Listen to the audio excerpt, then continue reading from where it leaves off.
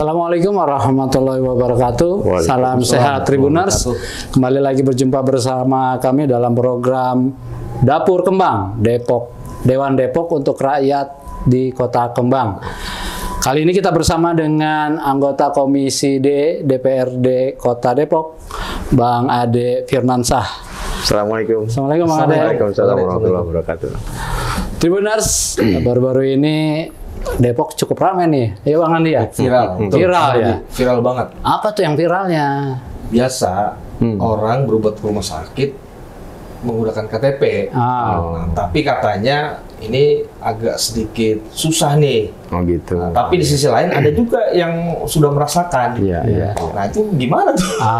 Tribuners, kita tanya-tanya nih yang punya gawean di Komisi D. Bang Ade, gimana menyikapi viralnya ini nih? Masyarakat perlu tahu juga nih kayaknya nih yang sebenarnya nih. Iya. Jadi terkait yang disebut dengan berobat memakai KTP terus kemudian gratis. Iya. Ya, ini kan program yang kemudian menjadi ikhtiar bersama sebenarnya antara pemerintah Kota Depok dan DPRD Kota Depok, dalam hal ini Komisi D. Siap. Nah ini dinamika ini kita runut lah ya kira-kira bagaimana pada saat kita menjalani rapat kerja, salah satunya kan kita mengundang Dinas Kesehatan, Dinas Sosial, terkait dengan dinamika di wilayah, ya di konstituen, di masyarakat, bahwa pasca COVID-19 itu banyak sekali terjadi, ya, di mana masyarakat yang tadinya dia mampu menjadi tidak mampu, yang terus kemudian punya pekerjaan menjadi tidak punya pekerjaan. Terus yang tadinya dia punya BPJS aktif, karena ketidakmampuan untuk membayar setiap iuran bulanannya, kemudian BPJS-nya tertunggak. Nah, ada situasi di bawah, tiba-tiba dia sakit, harus punya pelayanan, terus mendapat pelayanan dalam bentuk rumah sakit lah, kira-kira seperti itu. Ketika dia menyodorkan bahwa dia ingin berobat untuk dilayani di rumah sakit, BPJS-nya dites gitu ya, dicek, bukan dites ya, dicek, ternyata dia tertunggak. Nah, kalau dulu tuh sebelum Depok ber-UHC gitu ya, bahwa dia harus menyelesaikan tunggakannya dulu, baru bisa dilayani memakai BPJS atau membayar dengan mandiri. Nah, ini nyampe lah informasi kepada kita nih. Nah, setelah itu kemudian kita berdiskusi rapat dengan Dinas Kesehatan, Dinas Sosial, bagaimana kita bisa menyelesaikan satu persoalan ini, di mana ini kan bagian dari urusan kita, ya kan, urusan dasar masyarakat, ya, yang terus kemudian lahirnya pemerintah kan harus menjawab amanah konstitusi yang ada 3 esensinya: memberikan perlindungan pada segenap bangsa Indonesia, mensejahterakan, ya, memberikan kesejahteraan umum, dan mencerdaskan kehidupan bangsa, kan begitu. Nah, maka dari itu, karena ini kita adalah bagian dari pemerintahan gitu ya, antara eksekutif dan legislatif atau DPRD dan pemerintah kota, kan ini kan pemerintahan daerah. Maka ini tugas kita, bagaimana kita bisa menyelesaikan persoalan itu. Akhirnya kita doronglah bahwa ada nih dasar hukumnya, Undang-Undang Nomor 40 Tahun 2004 tentang SJSN. SJSN itu kan Sistem Jaminan Sosial Nasional. Di antaranya, ya, dia membahas tentang UHC. UHC itu kan kalau disingkat dari Universal Health Coverage. Ya, kalau kita melihat istilah UHC itu kan nggak familiar di masyarakat. Ya, pada faktanya memang ketika nanti ber-UHC, masyarakat tuh cukup menyodorkan KTP saja, terus kemudian dia punya akses dilayani terhadap keperluan jaminan kesehatannya, kira-kira begitu. Jadi niatnya baik nih. Iya, ini sejarahnya, gitu, sejarahnya biar Tribuners dan masyarakat Kota Depok juga paham nih ya. Soal itu ya. Nah, saya mau nanya gini. Niatnya dulu bahwa memudahkan masyarakat berobat. Betul, niatnya agar masyarakat terakses layanan kesehatan. Dan mudah lah ya. Mudah. Jadi tinggal datang ke rumah sakit, ke pusat kesehatan, membawa KTP, dan dilayani. Benar nggak? Betul. Nah, ini kan gini Bang Ade.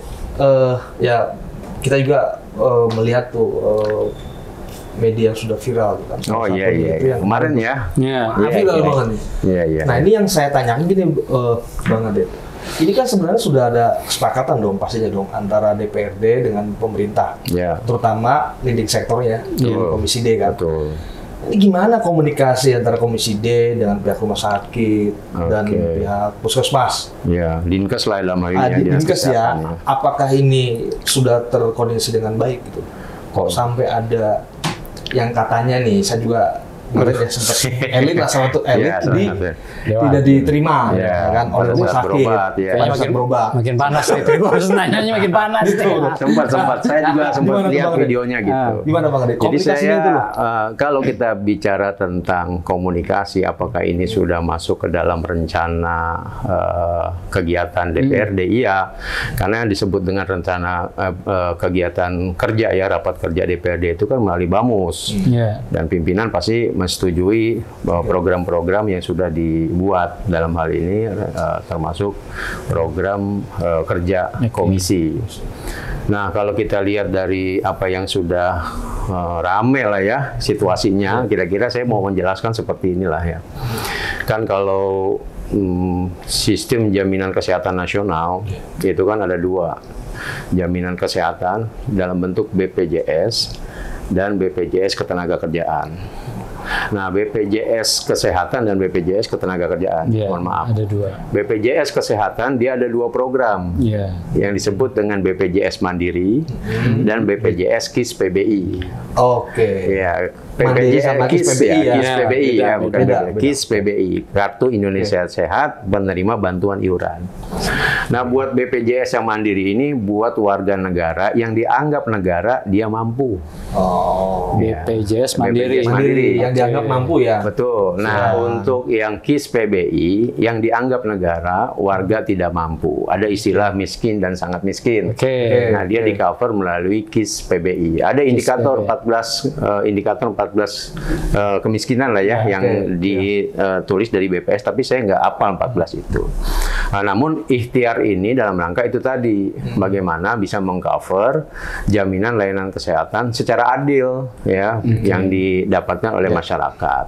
Nah, terus kemudian ada lah informasi atau yang kemarin beredar. Saya sih sebenarnya ragu ya, informasi terus kemudian ada salah satu contoh, misalkan saya anggota DPR ini kan sebagai peserta aktif BPJS Mandiri. Karena saya setiap bulan itu ya, terus kemudian terpotong lah dari penghasilan saya untuk membayar iuran BPJS. Dan BPJS itu kan sudah terkoneksi KTP kita dengan BPJS. Ketika kita ingin membutuhkan berdasarkan hasil diagnosa harus berobat dan untuk mendapatkan perawatan, maka kita hanya menyodorkan KTP. NIK kita tuh diinput keluar, oh dia peserta BPJS Mandiri. Pasti itu ya? Pasti, aktif atau tidak aktif. Kalau tidak aktif, nih, kalau belum ber-UHC, nih, kurang lebihnya begini. Kalau dia sudah ber-UHC punya kelebihan. Jika misalkan peserta BPJS Mandiri yang terus kemudian dia tidak aktif karena tidak mampu, terus kemudian menunggak, maka tetap dia harus dilayani kebutuhan layanan kesehatan. Tetap jadi prioritas dulu lah ya. Harus layanin dulu. Kalau dulu sebelum ada UHC, BPJS Mandiri yang tertunggak, mohon maaf, bisa, gitu. Bayar dulu, nanti BPJS baru bisa melayani. Atau silakan masuk tapi dengan fasilitas bayar mandiri. Bagi yang mampu bisa. Karena lagi sakit, bagi yang nggak mampu kan nggak mungkin, harus ada solusi kan.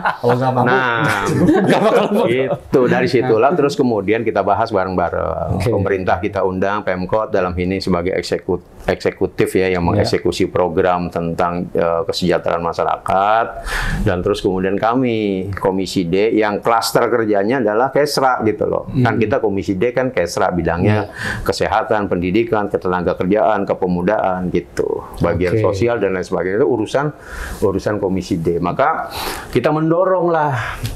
Saat itu tuh waktu rapat awal-awal 2023 di mana Kota Depok itu baru berdasarkan data BPS baru 95%. Bahkan 93% dulu, belum sampai 95%. Masih 93%. Tapi pada saat 2023 di pertengahan bulan Depok sudah sampai 95%.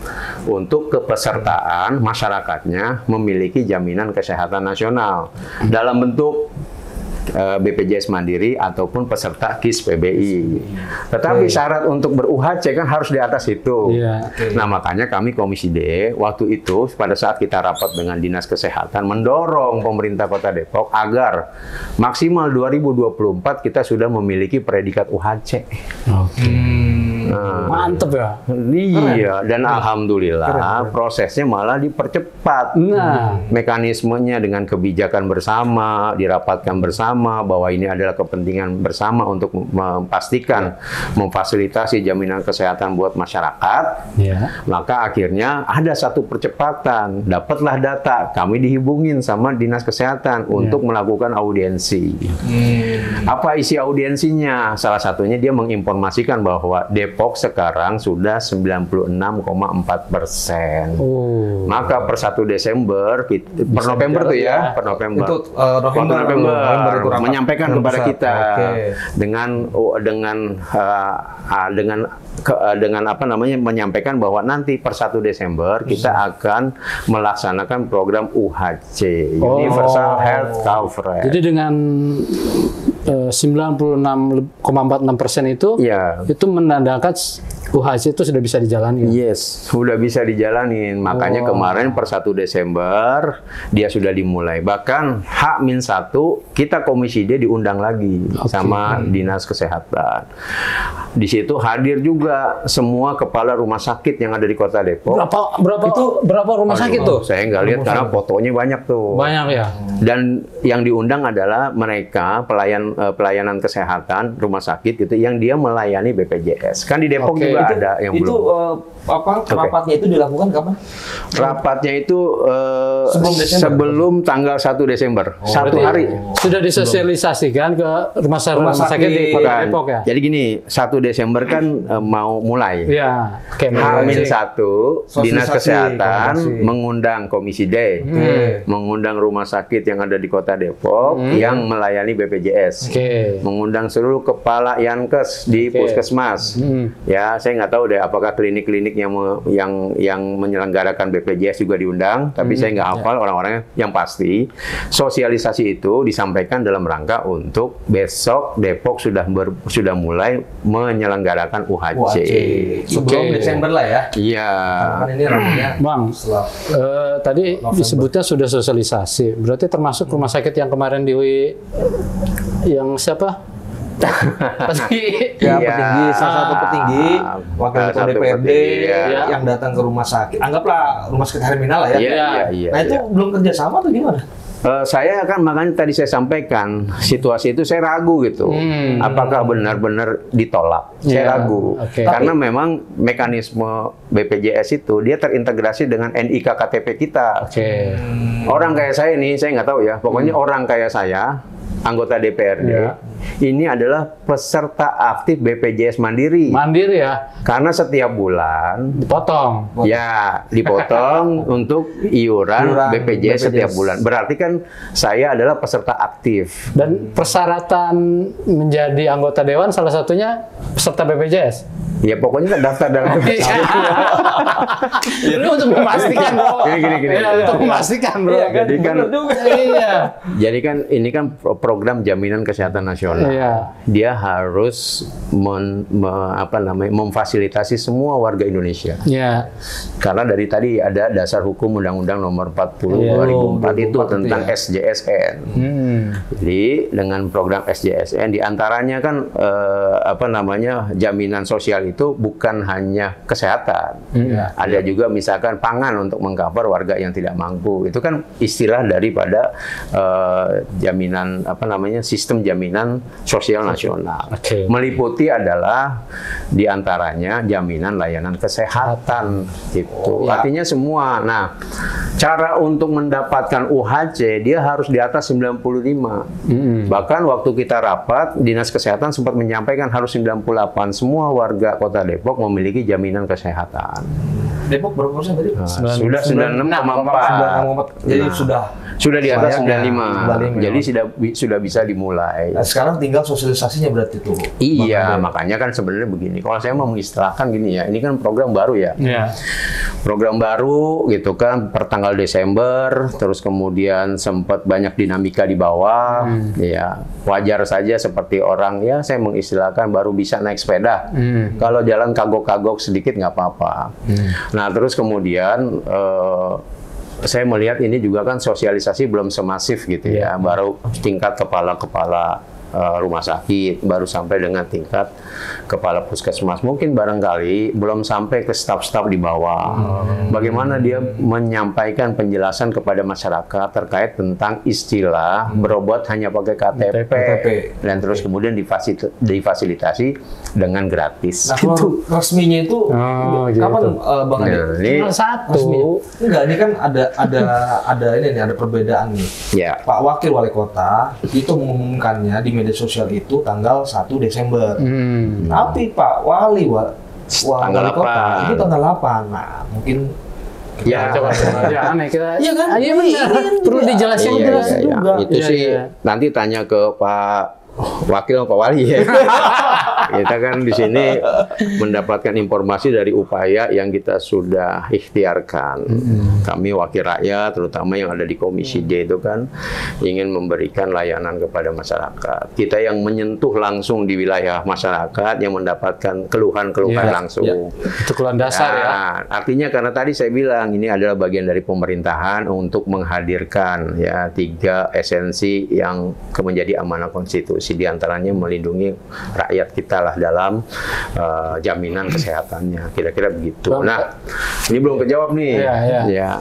Kalau terus kemudian kapan dimulainya? Kapan dimulainya 1 Desember 2023. Itu sudah mulai lah ya? Sudah dimulai. Dan 1 Desember plus H+1 itu dimulai, terus kemudian Pak Wakil Wali Kota saat itu kan dengan rilis video yang beredar di masyarakat. Saya nggak tahu itu apakah resmi atau pada saat Pak Wakil menyampaikan di video tiba-tiba yang namanya video WhatsApp bisa beredar dengan cepat itu kan.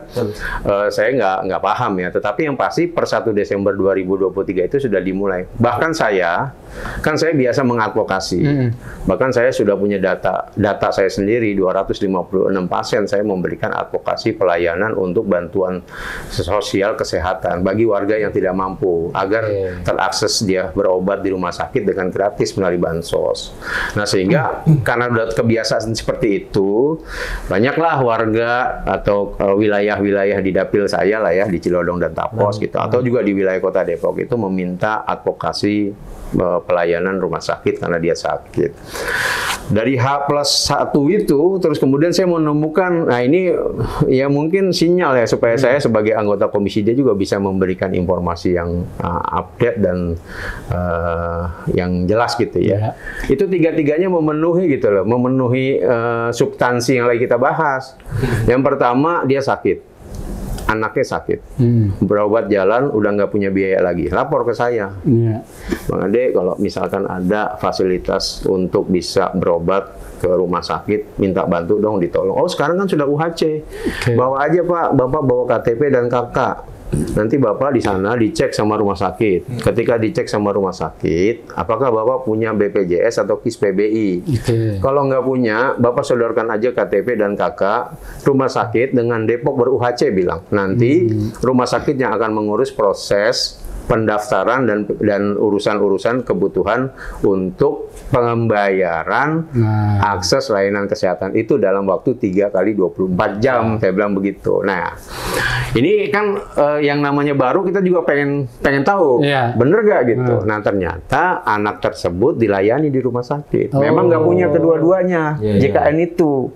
Nah, setelah itu didaftarkan dia sebagai peserta jaminan kesehatan nasional bentuknya KIS PBI, penerima bantuan iuran, karena dia bukan termasuk warga yang mampu, dianggap pemerintah dia warga yang tidak mampu. Berarti ini warga yang dilayani melalui program tadi itu ya? Program tadi UHC, jadi dia real ini real. Nah, yang kedua tiba-tiba ada tetangga lah ya, tetangga cuma agak jauh, kontak saya, Pak Ade, ini bapak saya dadanya sesak dan lain sebagainya, mau dibawa ke rumah sakit.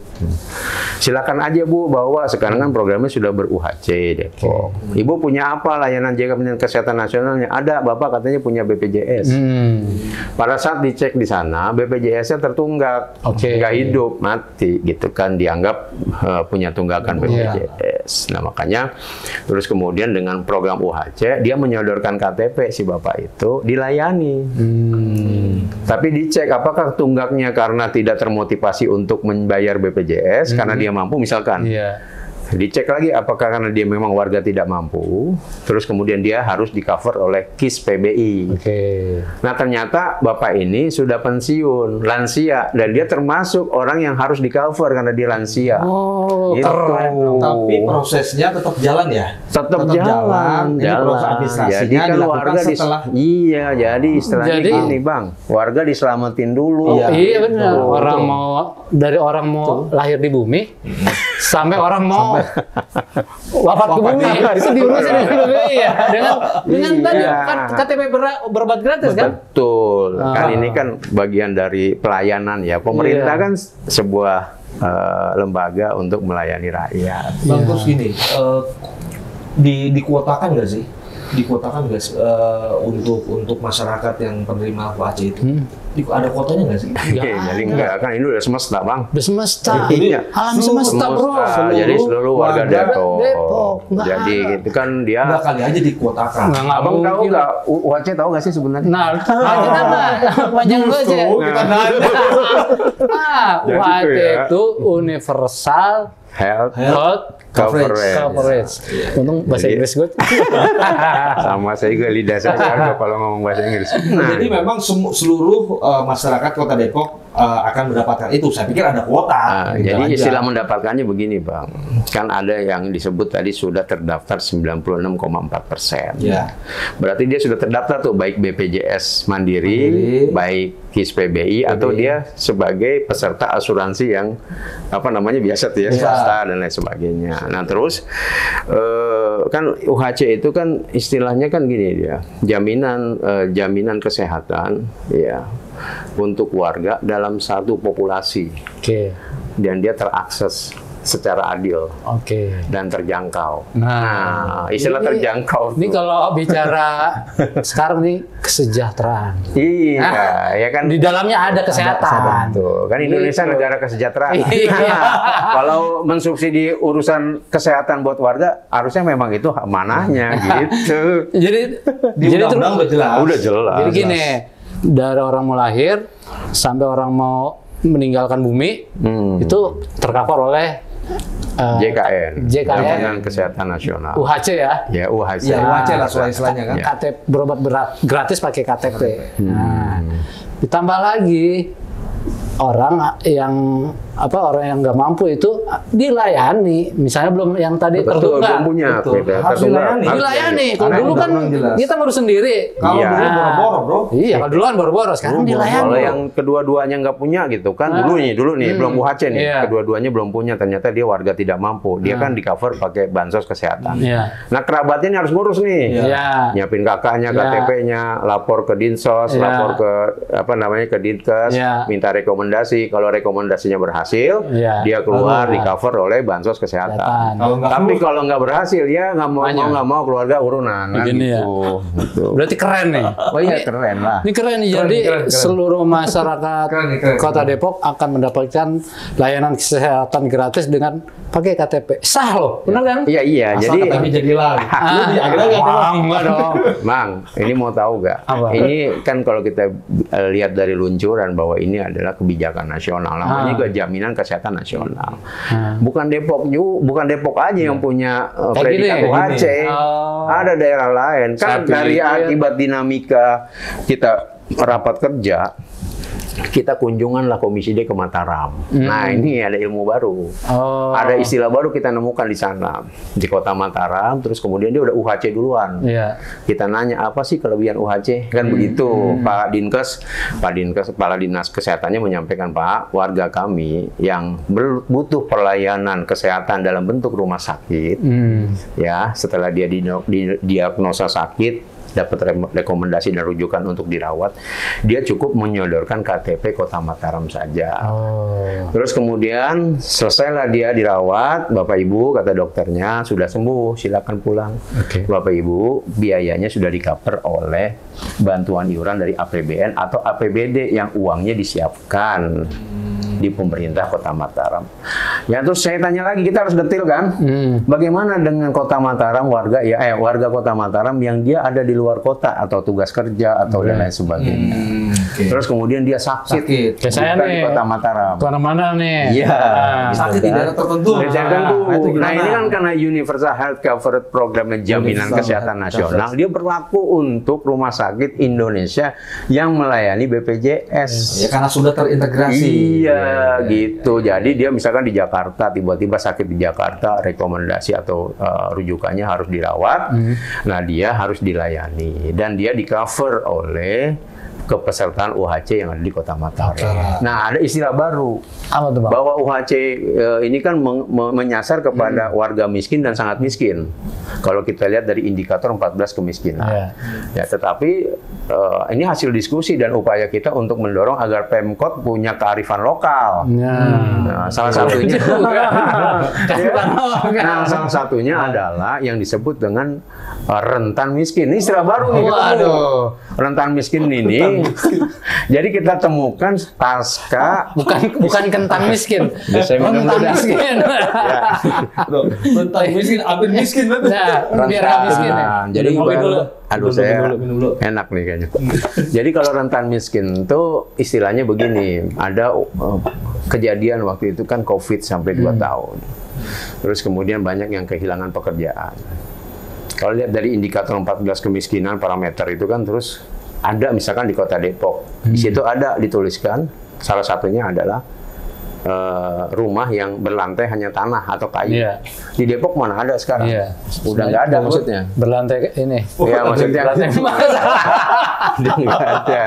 Nah makanya terus kemudian kita mendapatkan istilah rentan miskin itu ketika di Kota Mataram bahwa masyarakat yang seperti itu tuh berdasarkan hasil survei pemerintah melakukan verifikasi dan lain sebagainya termasuk penghasilannya yang tidak memenuhi kuota disebut orang yang mampu, maka dia juga termasuk yang didorong untuk di-cover UHC melalui KIS PBI APBD Kota Mataram. Nah, makanya kita coba untuk yang namanya ilmu bagus, kebijakannya bagus, kita coba masukkan. Kita dorong pemerintah Kota Depok juga membuat tidak kaku kepada 14 parameter kemiskinan itu.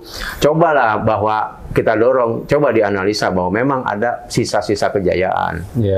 Ya, sisa-sisa kejayaan, punya rumah masih bagus, bener gak? Tapi pasca COVID-19 sudah nggak punya kerjaan, biasa kerja nggak biasa bisnis, punya bisnis terus kemudian nggak berhasil karena nggak biasa bisnis, akhirnya makan tabungan habis. Ketika habis, dia nggak berdaya. Ditambah lagi semakin usianya semakin tua gitu kan. Ada pepatah habis manis cepat dibuang. Tapi sama Depok enggak. Khusus kesehatannya dijamin. Iya, benar harus begitu ya. Begitu dah. Iya. Ini kan enggak, gue mau nanya dulu sebentar. Bang, kalau ada rumah sakit atau puskesmas atau klinik yang tidak mengikuti aturan UHC itu gimana tuh? Baru mau ngomong itu, Ini belum sampai persoalan ke situ ya. Belum sampai. Biasanya saya sih anggota DPRD itu kan case by case ya. Karena kan yang mempunyai sifat untuk memberikan sanksi kan pemerintah. Katanya bocorannya izinnya dicabut. Bahwa buat kita buat kita kan sebagai pengawas aja, pengawasan. Ketika ada satu program yang luncur di bawah ada dinamika seperti itu tadi ya kita lapornya ke pemerintah eksekutif. Abang kasih tahu dong. Betul kan kita kasih tahu misalkan misalkan nih ada kondisi kayak begini kok ditolak dan lain sebagainya, mereka bisa melakukan teguran. Nah kalau misalkan puskesmas nggak mungkin lah, dia mungkin langsung dia pasti satu komando karena kan dia di bawah Dinkes. Tetapi kalau mungkin penyelenggara kesehatan yang sifatnya tumbuh dari bentuk masyarakat ya klinik-klinik gitu kan, selama dia sebagai penyelenggara BPJS harusnya dia terintegrasi. Secara otomatis ya. Otomatis gitu. Karena ini kan programnya JKN ya. Gitu. Sepakat ya kalau dicabut izinnya? Ya, gua saya hanya main nih. Kalau gue sih tergantung pemerintah. Nggak bela rakyat loh. Kan kalau gue rakyat biasa bro. Nah justru kan, kalau kita nggak terlayani gimana dong? Wakil rakyat kita kan diri gitu ya. Gitulah kira-kira dah. Ya. Siap. Tapi seru juga bro. Ya, yang jelas Tribuners, masyarakat Kota Depok tetap tenang bahwa berobat gratis dengan KTP tetap berlaku hingga saat dan seterusnya. Betul. Jadi jangan ragu. Tapi tetap sehat ya, jangan mau sakit ya. Jangan mau sakit ya. Oke, Tribuners, jangan kemana-mana. Stay tune di Dapur Kembang masih bersama dengan Bang Ade Firmansyah. Siap. Jangan lupa subscribe ya.